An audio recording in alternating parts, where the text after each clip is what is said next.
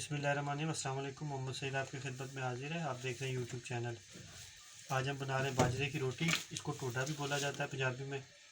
उसके लिए हमने पानी गर्म होने के लिए रख दिया। नीम गर्म पानी के साथ हम इसका डो गूँधेंगे। तो आटा इधर हम छान लेते हैं, पानी गर्म हो जाए फिर मैं आपसे मिलता हूँ। आटा तकरीबन छन गया। अभी नीम गर्म पानी के साथ हम इसका डो तैयार करते हैं, फिर आपसे मिलते हैं।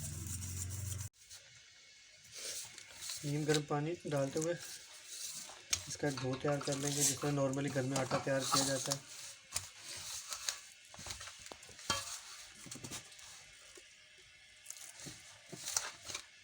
अब मैं इसका डो तैयार कर लूँ, फिर मैं आपसे मिलता हूँ।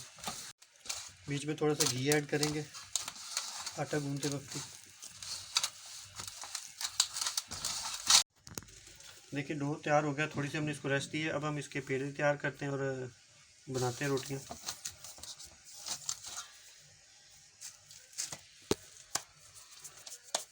नॉर्मल साइज़ की जो घर में रोटी बनती है, ये उससे थोड़ा सा बड़ा पेड़ा आपने लेना, क्योंकि थोड़ी सी उससे थिकनेस में थोड़ी ज़्यादा होती है।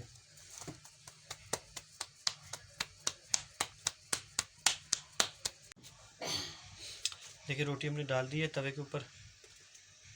हल्की आग पे हमने इसको सेकना है।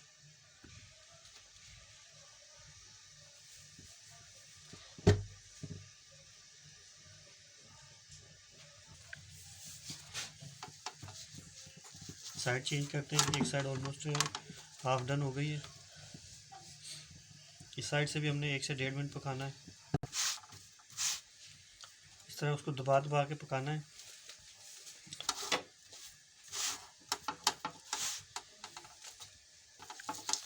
हल्का सा घी लगाएंगे इसको।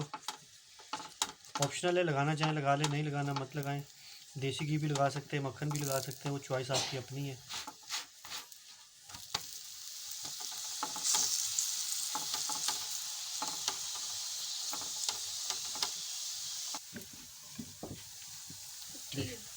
देखिए रोटी तैयार हो गई है। अब हम इसको उतारते हैं। इसी तरह मैं दूसरी भी तैयार कर लूँ, फिर मैं आपसे मिलता हूँ। देखिए नाज़रीन, एक और हमने तैयार कर ली है, बिल्कुल खस्ता तैयार हुई है।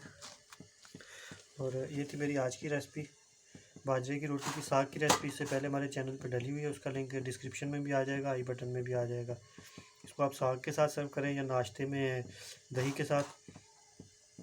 उम्मीद है आपको हमारी रेसिपी पसंद आई होगी। अगर पसंद आई उसे लाइक कर दें, शेयर कर दें और हमारे चैनल को सब्सक्राइब कर दें। इसी के साथ मोहम्मद सईद आपसे इजाज़त चाहेगा। अल्लाह हाफ़िज़।